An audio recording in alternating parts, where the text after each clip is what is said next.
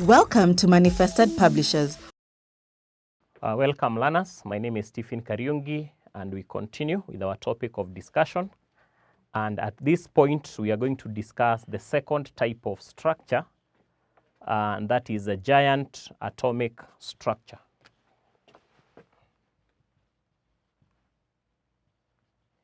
Giant atomic or giant covalent structure. So this is the other type of structure that is found in covalent compounds. And this is whereby we are saying that not all covalent compounds form molecular structures. Not all of them form molecules. We have a few that form what is called a giant atomic structure, which is a very large structure made of many atoms joined together by covalent bonds, strong covalent bonds, repeatedly to form a very large structure without necessarily forming a molecule. So you're saying that this is made up of many atoms bonded together covalently or by covalent bonds repeatedly without forming molecules.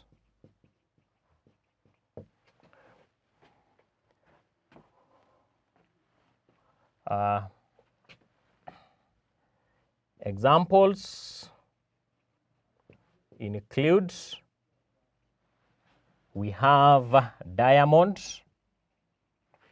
we have graphite, and silicon oxide. So those are three examples that have very many atoms that are joined together repeatedly by strong covalent bonds without forming molecules. So we'll, for example, look at the structure of diamond. And we can say that in diamond, each carbon atom is bonded to 4 other carbon atoms, repeatedly to form a very large structure, that is a giant structure that is octahedral in shape. So diamond has an octahedral shape. So it's formed whereby each carbon atom in the diamond is bonded to 4 other carbon atoms repeatedly to form a very large structure. So here there are no delocalized electrons. So there are no electrons that are not used in bonding. All of them are used in bonding. And we'll have an illustration of that. And on that, assuming that these are carbon atom bonded to that, so each carbon bonds to 4 others. So this one has bonded to 1, 2, 3, 4. This one also will bond there.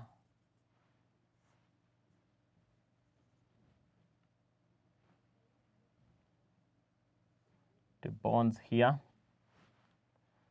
the bonds there. We have also this one, bonds up.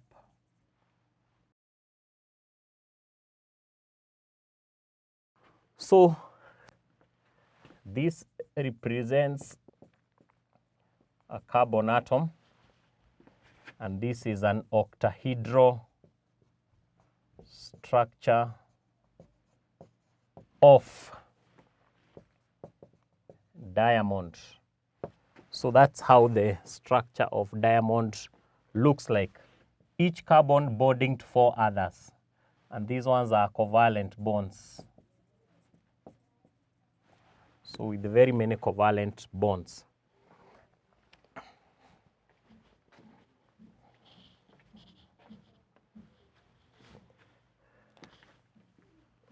So then we have the structure of graphite,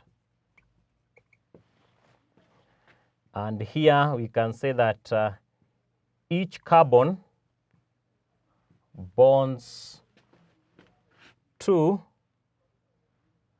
3 other carbon atoms.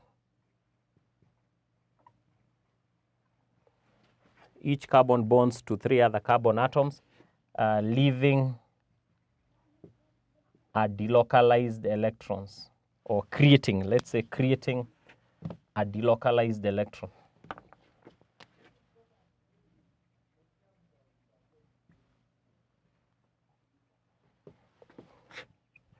A delocalized electron, that is an electron that is not used for bonding, because it's only 3 electrons that have been used for bonding. So there is one delocalized electron.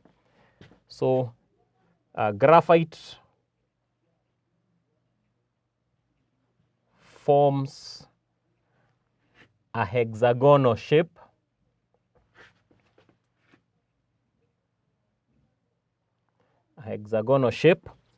with the layers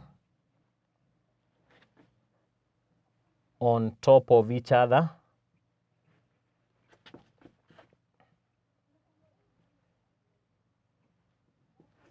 giving it a slippery feel. A slippery feel as a result of weak van der Waals forces. So the structure is a hexagon. So 1 carbon bonds to 3.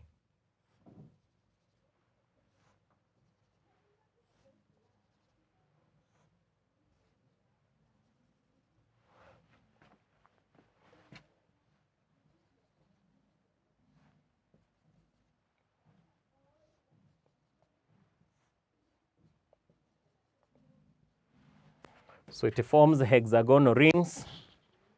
1 bonds to 1, 2, 3.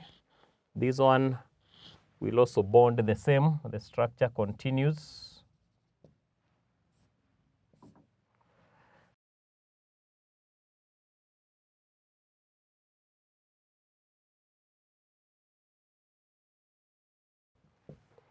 So we have a covalent bond, and then we have between this layer and this layer, we have weak van der Waals forces. And then these are carbon atoms.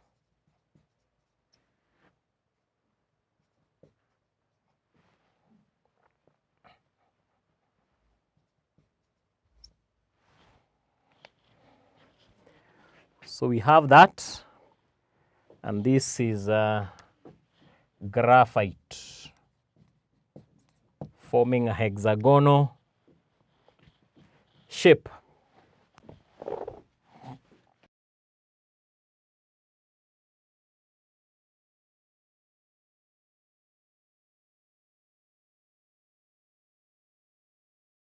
So that is the structure number 2. Then we have, can also explain something and say that the presence of delocalized electrons in graphite makes it a good conductor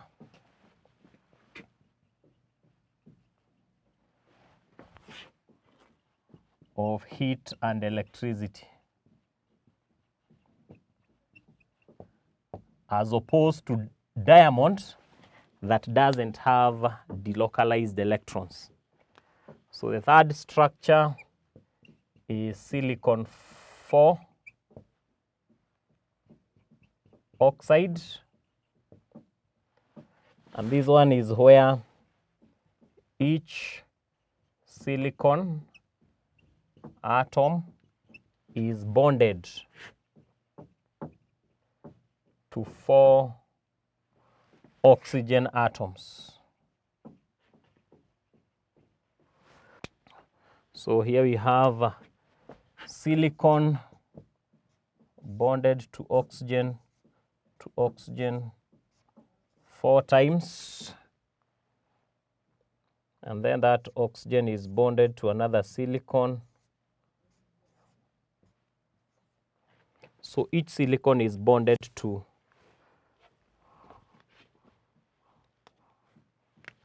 covalently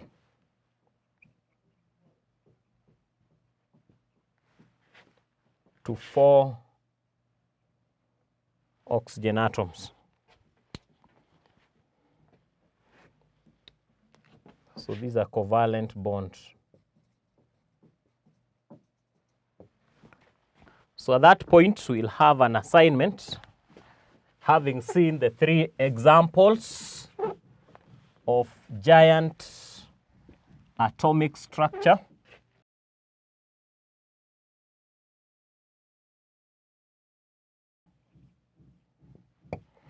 So the first question in the assignment, explain why graphite is a good conductor of electricity. And 2, draw the structure of silicon 4 oxide. So we'll stop there until next time. Goodbye.